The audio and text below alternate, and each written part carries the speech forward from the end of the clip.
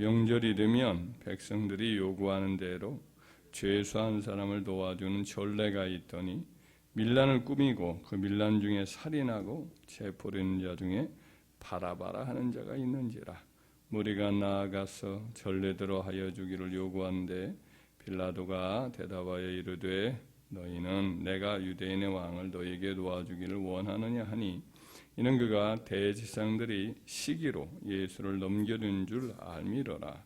그러나 대제사장들이 무리를 충동하여 도리어 바라바를 도와달라 하게 하니 빌라도가 또 대답하여 이르되 그러면 너희가 유대인의 왕이라 하는 일을 내가 어떻게 하랴.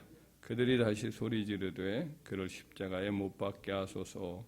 빌라도가 이르되 어찌미냐 무슨 악한 일을 하였느냐 하니 더욱 소리 지르되 십자가에 못 박게 하소서 하는지라. 빌라도가 무리에게 만족을 주고자 하여 바라바는 놓아주고 예수는 채찍질을 하고 십자가에 못 박히게 넘겨주니라. 아멘. 오늘 본문의 말씀에는 이제 예수님의 재판 과정에서 바라바를 선택하고 예수님을 십자가에 못 박게 하는 이 대조적인 것들을 매우 강조해서 한 단락으로 이렇게 기록을 하고 있습니다. 그런데 그와 같은 결정을 하는 과정에서 유대의 종교 지도자들이었던 대제사장들이 매우 중요하고 그리고 주도적인 이런 이제 일을 사람들을 이끌어가는 일에 있어서 매우 주도적인 그런 일을 하는 것을 여기서 보게 됩니다. 예수님을 또 십자가에 못 박게 하는 일에도 그들은 또 사람들을 선동해서 그렇게 하도록 했습니다.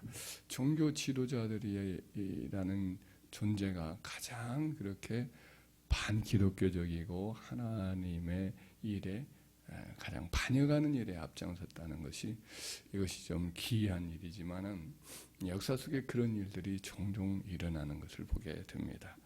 예를 들면 우리나라의 일제 강점기 때에 말기에 이르면 태평양 전쟁 시대가 돼요. 전쟁을 중국의 만주 지역만 공격하는 정도가 아니라 이제 그 미국을 상대로 해서 진주만 습격을 하고 그 다음에 온 세상과 맞서 싸우는 거죠. 저 오스트레일리아, 호주 같은 경우는 이제 영국에 속한 식민지, 영국에 이제 속한 나라였는데 거기까지도 막 쳐들어가고 인도네시아라든지 필리핀은 미국에 속한 나라인데 미국에 속한 필리핀을 공격해가면서 그냥 완전히 그 종교적인 전쟁의 어떤 야욕을 확실히 드러내거든요. 그러다 보니까 우리나라 같은 경우는 이제 수탈의 대상이 되어서 이제 교회의 종 같은 경우로 다 뜯어가고 소 같은 경우도 농사짓는 소도 다 가버리고 이제 나중에는 기름 같은 경우를 이제 미국에서 이제 수출하는 것 자체를 막아버리니까 기름을 얻을 길이 없으니까 심지어 그 소나무의 송진 같은 경우를 억지로 다 채취를 하게 만들어요. 그래서 저 문경세제에 가보면 큰 아람들이 소나무들이 있습니다. 그 소나무에 적지 않은 소나무에 이렇게 보면 이렇게 사람 입처럼 이렇게 크게 벌려져 있어요. 이게 이제 그 부분을 이렇게 잘라가지고 송진을 이렇게 흘러나오게 해서 그걸 갖다가 이제 바친 거죠. 그렇게 해서 지금까지도 상처가 그대로 남아 있는 거예요. 나라를 빼앗겼더니 참 나라를 제대로 못 지킨 거죠. 조선 왕조가. 그랬더니 결국은 초목까지도 그 고통을 겪은 흔적이 남아 있는 걸 보면 참 마음이 아픈 것을 제가 경험했습니다. 우리가 나라를 잘 지켜야 됩니다. 근데 그와 같은 상황 속에 이제 처하니까 이 사람들은 우리나라를 하나의 그 전쟁의 자원으로 삼으려고 어떻게든 우리나라와 똑같이 자긴 일본 사람과 똑같이 이제 대우하는 척하면서 전쟁에 다 이렇게 끌어들여야 될 입장이 되었어요. 그러다 보니까 이 세계와 전쟁을 하는데 앞마당에 있는 조선에서 반란이 일어나면 안 되니까 철저하게 일본화시키는 거예요. 사람들의 정신을. 초등학교 때부터 시작해서 가장 먼저 시작을 하는데 우리말을 하나도 못 쓰게 만드는 거죠.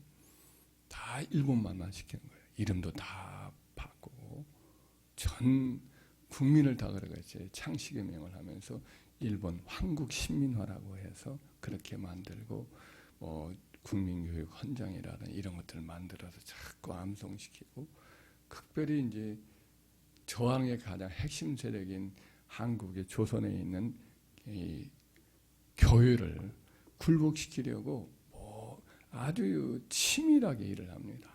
일본에 있는 목사들을 보내가지고 설득을 시키죠. 그리고 또 일본의 기독교 연맹에 다 이제 가입을 시키게 만들고 또 신사 같은 곳에 가가지고 순례를 시키고 우대를 시키고 그러다 보니까 서서히 한국 이제 교회 교단들이 하나씩 굴복을 하게 됩니다.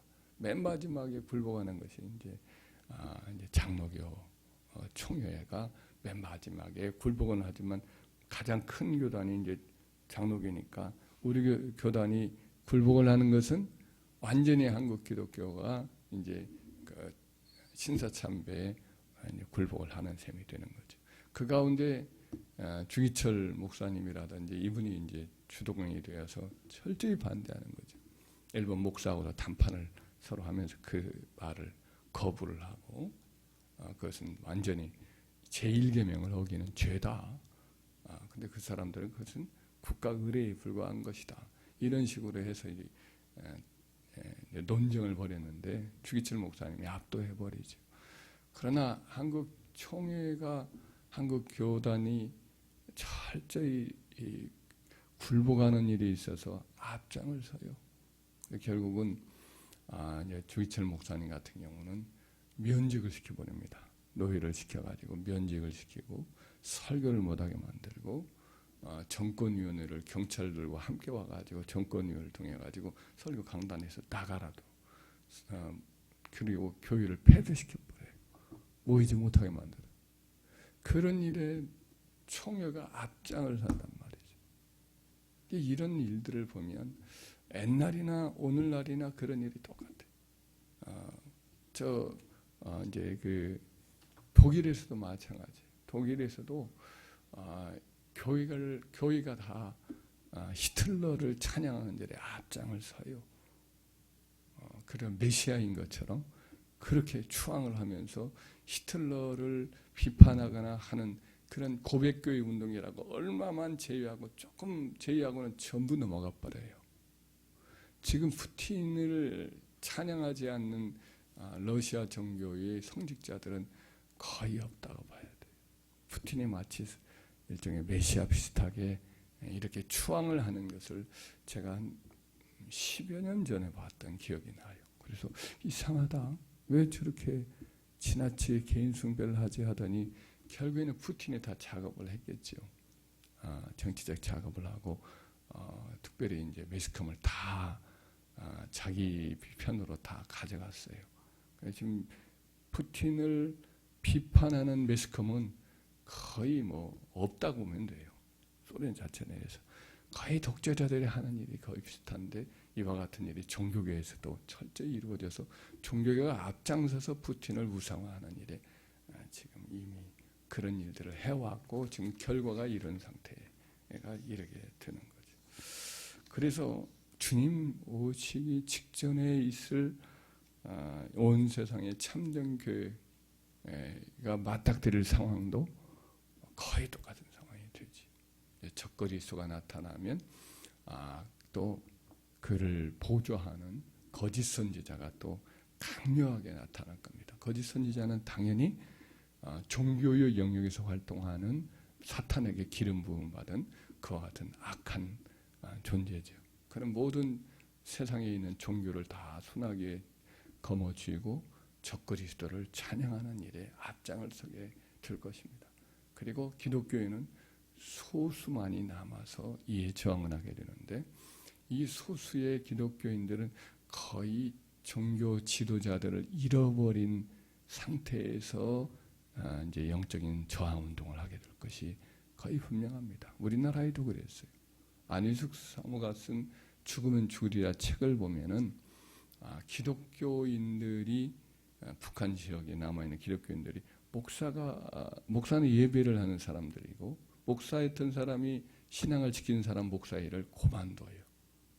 그만둬버리고 그냥 목사 일을 그만두고 이제 초야에 묻히는 거죠. 거기서 신앙생활을 그냥 하는 겁니다. 또 이제 진정한 주의 종들은 때로는 뭐 신학교도 안 나오는 거죠. 그냥 전도사로 그냥 이름을 하고 주의 일만 위해서 하는데 교인은 못 모이니까 이제 산천에서 숨어서 집에 다니면서 몰래 다니면서 그렇게 이제 성도들과 함께 예배를 드리고 뜻 있는 성도들도 그렇게 이제 신앙을 지켜가면서 하다가 해방을 맞이해요. 그러나 목회자들은 어때요? 교회를 지킨다고 하면서 이 신사참배에 전부 가담을 하고 고백을 하고 예배 전에 이제 신사참배를 하면서 그렇게 시작을 하거든요. 그러나 뜻 있는 사람들은 신사참배로 끌려갔을 때에도 주기도문하다가 발각되어서 처형을 당하고 이렇게 하면서 많이들 신앙을 또 어느 일부는 지켜가면서 순교하고 또 숨어서 저항운동을 하다가 믿음을 지켜가는 일이 이루어진 거죠. 주님 오시기 전에도 똑같은 상황이 벌어질 것이 분명합니다. 그렇기 때문에 어떤 의미에서는 종교라고 하는 이 어떤 잘 짜여져 있는 지금 이 형태가 마지막 날에는 하나의 통제의 수단이 되고 결국은 굴복하게 되는 일에 종교 지도자들이 앞장설 수 있는 일이 얼마든지 일어날 수 있으니까 우리는 그때에는 어때 사람 바라보면서 신앙생활을 하지 못하게 되는 거죠. 그렇기 때문에 개인적인 신앙을 하여튼 몸부림치면서 갖춰가는 이 어떤 내성을 영적인 내성을 이렇게 갖고 가는 것이 매우 중요하다. 우리들의 자녀들도 그렇게 길러가야 된다. 목숨을 내걸고 자기의 신앙을 지켜갈 수 있는 이런 신앙인들로 우리가 길러가는 것이 매우 중요함을 우리는 기억해야 될 줄 믿습니다. 할렐루야. 우리 주님이 십자가에 못 박일 때에도 종교 지도자들이 이렇게 아주 앞장서서 주님을 없애고 또 바라바 힘과 포악한 어떤 폭력과 이런 걸 통해서 어떤 이 악을 도모했던 강도를 선택을 하게 하는 일에 종교 지도자들이 타락해서 앞장섰다. 이것을 다시 한번 마음에 새기고 우리 신앙의 본질을 목숨 걸고 지켜나가는 남은 자의 신앙생활을 우리가 해나가기를 주의 이름으로 축원합니다.